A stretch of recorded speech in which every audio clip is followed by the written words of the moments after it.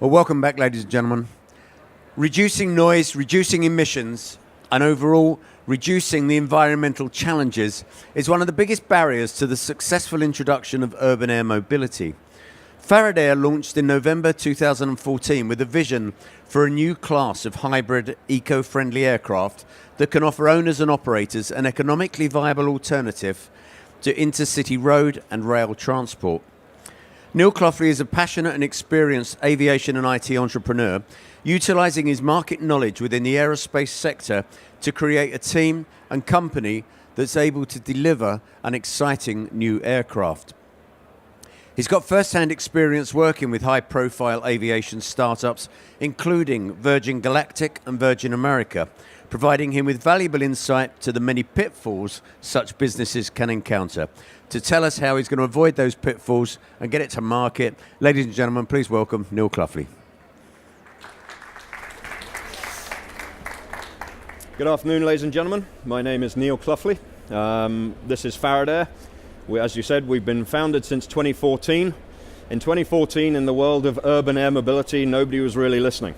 I'm very pleased to say that that has now changed, and everybody is now talking about urban air mobility. So we're just going to walk you through some of the issues, some of the things that we're planning to do, but also we're going to make some fairly major announcements this afternoon, which is exclusive here at Farnborough.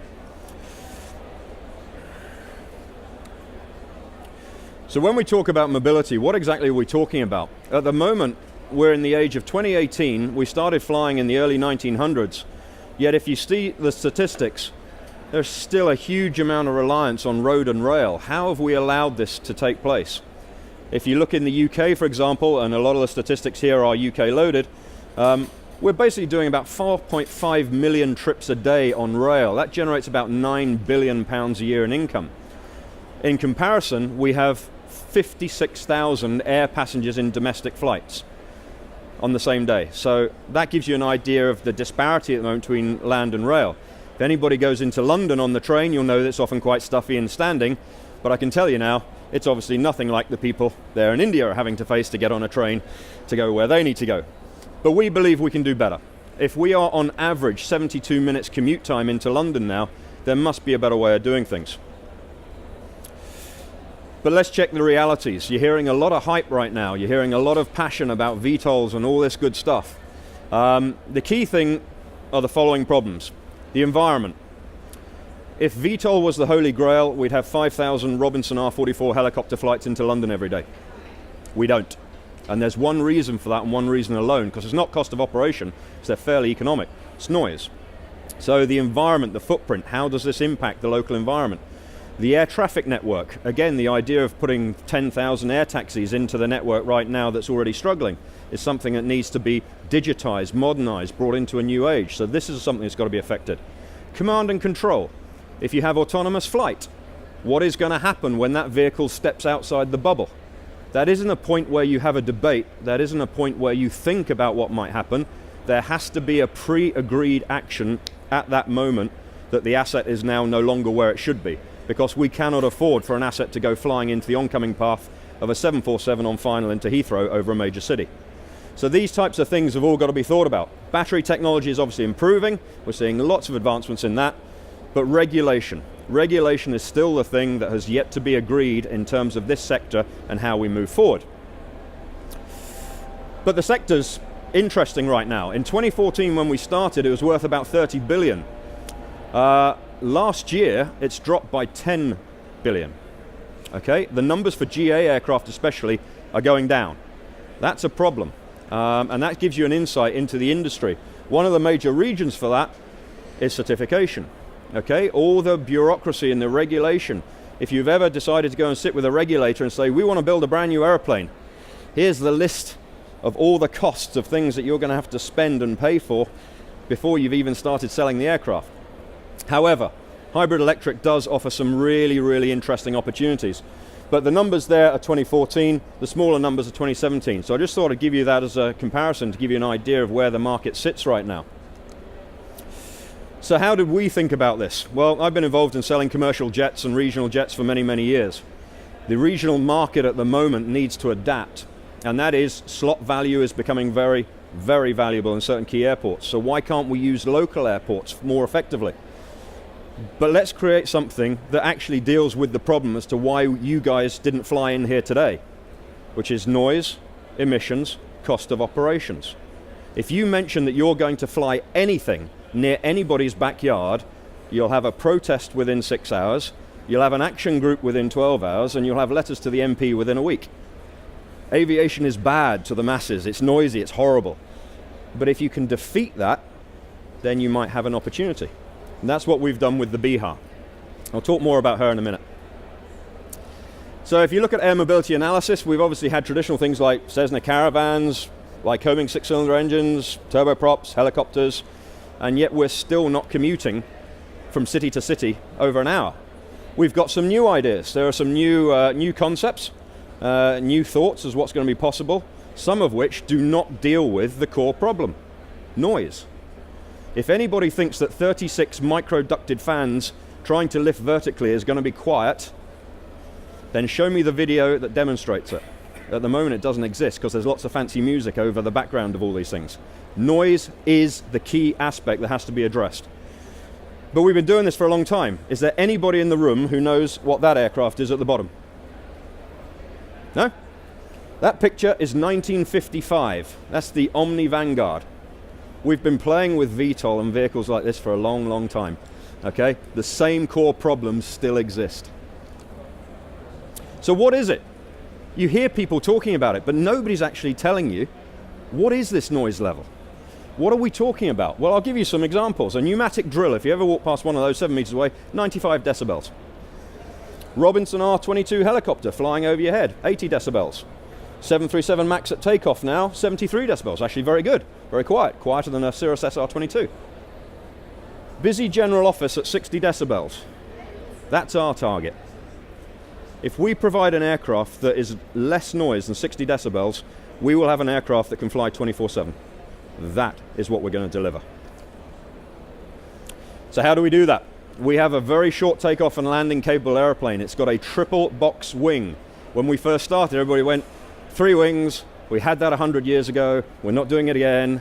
And then the guys at Cranfield and places like that looked at the wing, looked at what it was doing. 16 degrees angle of attack, 40 knots, a 2,500 kilo airplane that's still lifting. That's why we have a triple box wing. This aircraft will take off and land in less than 200 meters. But there's another feature to this, which we haven't really discussed, and we've kept it fairly quiet. When we started, we wanted a hybrid propulsion system. We thought takeoff, electric, gets rid of the noise, gets rid of the emissions, gets rid of the fuel burn. Then switch it onto a new clean sheet design internal combustion engine that allows you to recharge, extend the range, but more importantly allows you to carry more people to make it economically viable. That's where we started. Full glass cockpit, state-of-the-art materials, it's an all-carbon composite aeroplane. Most importantly, it is a British manufactured aeroplane, which we haven't had for a long time, and that's part of the design set. It is a multi-role capability aircraft. This program started as an urban air transport aircraft, but now things are starting to change. And again, we're going to explain how that exists.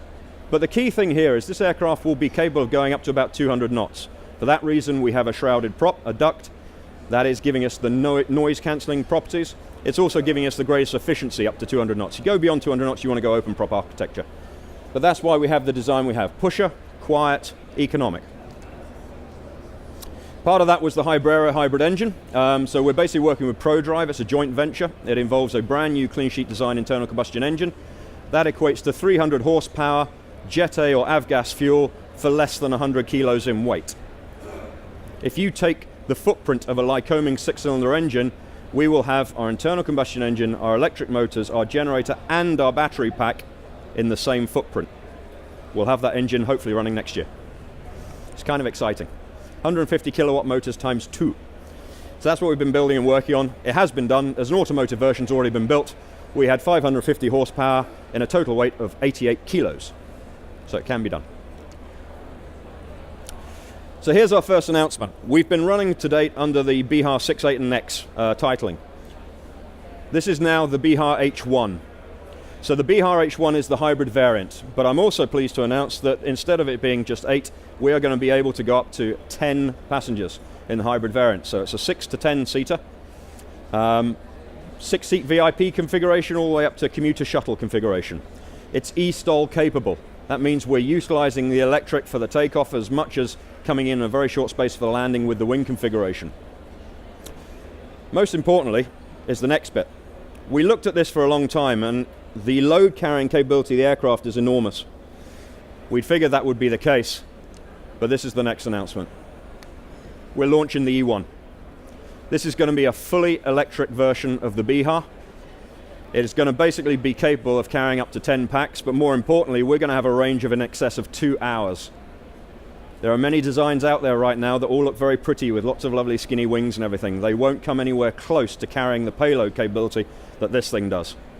That's why we can fly for up to 2 hours electric. We can stuff this thing full of current technology batteries and make the mission work. As the battery technology gets lighter, smaller, we go further, faster. We're excited. This has been a long time coming. We've had this under wraps for 2 years, but basically there's been an awful lot of coverage in the aircraft media for the American startups who came 2 years after us about their electric aircraft. It'll be fun to see them fly against this thing in due course. And here's the third announcement. There has been an awful lot of interest in the aircraft because it is faster than a helicopter, quieter than a helicopter, low radar signature, low heat signature, can carry a huge amount. There are certain individuals around the world that said that would be very useful to us if we can creep in and out of areas. So that is the military version. We will be fitting this with a turboprop in the back of the aircraft.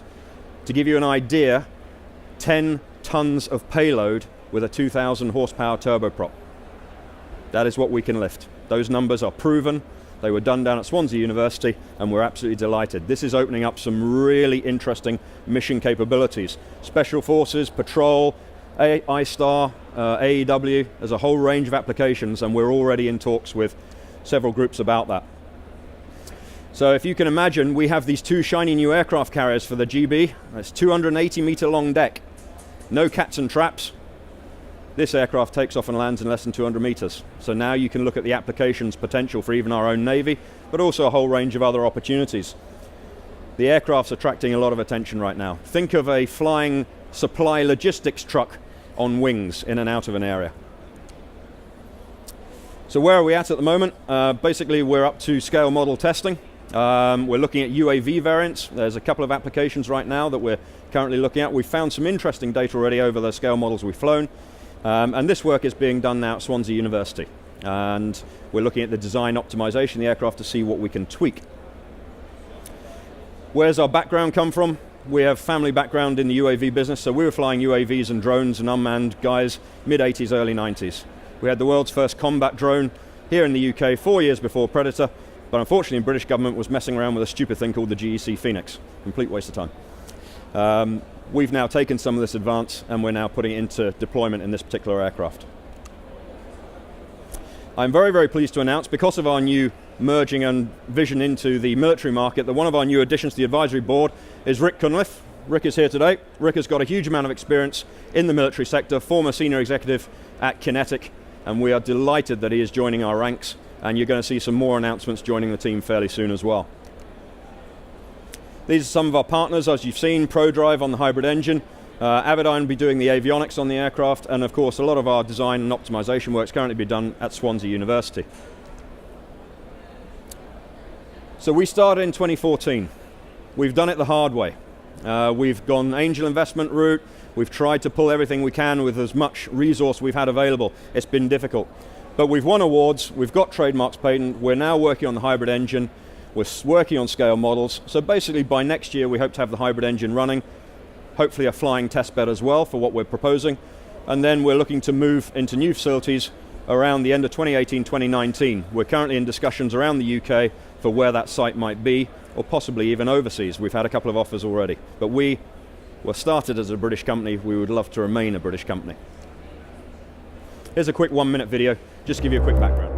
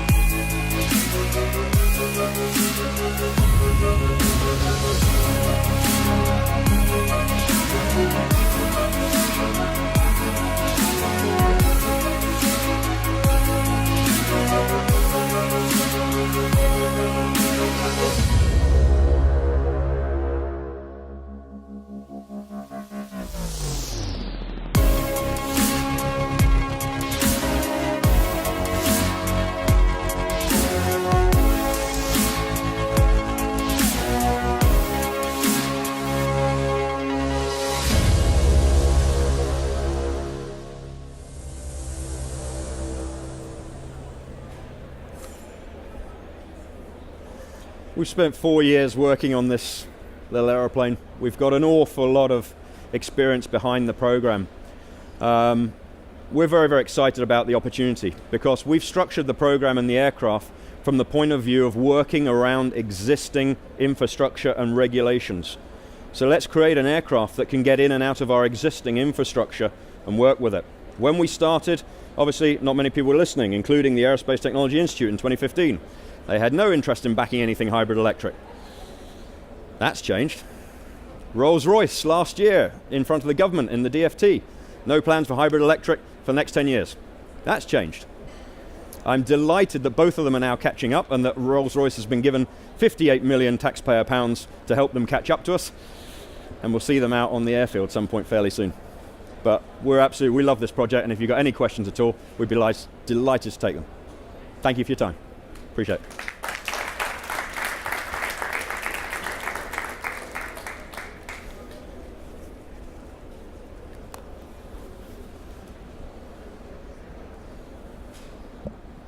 Hi, quick question regarding the engine inlet there.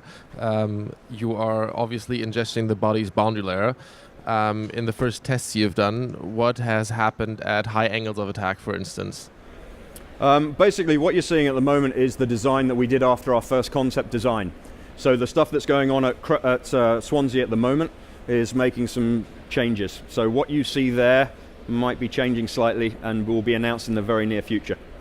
But yeah, it's something that we had there basically was the idea for the cooling and the air intakes for the engine that we had at the time. The design tweaking that we've done on the engine at the moment means that we may not need to have such large intakes if we need them at all. You'll see something in the next couple of months. Okay. I just wondered if you could scale up the design. Is this a design for new commercial aircraft or larger planes? Yeah, the idea basically was that we would, we always wanted to go for something like a 20 to 30 seat aircraft potentially in the fullness of time. I think in reality sitting in beneath 19 seats for the short term proves the concept, proves the model, also sits within the Part 21 regs environment. If there was one of the major OEMs sees what we're doing, sees the aircraft working the way it should be, sees and understands the triple box wing and why we've gone down that route, who knows, we might get an offer from one of the big guys to go and do something bigger. That would be a lot of fun. But really, we want to see people actually commuting via air. Just give you an idea, to go from Cheltenham to London tomorrow at peak time is £247 return. I just flew to America West Coast for $300. That's the problem we have, yeah? So that means that we've got to start doing things differently. That means that we've got to start working with the technologies we have available today. VTOL's great, and if somebody creates a silent VTOL, they will make a fortune and it will be fantastic. But let's think about everybody. Let's not just think about those who can afford to have a private toy. Let's think about the people who want to commute every day to work, who are currently commuting 4.5 hours a day. Those are the guys we need to get into air transport, and that's why it has got to be quiet, it has got to be economic to use, and it has got to be new, clean technology that we can be proud of. Sorry, I took these off so I wasn't hearing much through this. How safe it is? What will gonna happen if the propulsion system will go off? Well, the beautiful thing with the hybrid idea was if you had an internal combustion engine stoppage, which is obviously the fear of every single engine aircraft, you have 10 minutes worth of electric flight time. Gives you an awful lot of choice as to where you're going to put down the aeroplane. With the fully electric version, we'll be using the twin electrics. So obviously if one goes down, we've got the lift profile that the remaining motor, but it'd be highly, so far it seems the electric motors are very reliable. Never say never, but there's always going to be a redundancy built in. Same with the turboprop, we will build in the hybrid capability. And I think I'm getting the T signal. If anybody wants to come and have a chat with me after, I'll be happy to take any questions. Thank you ever so much, appreciate it.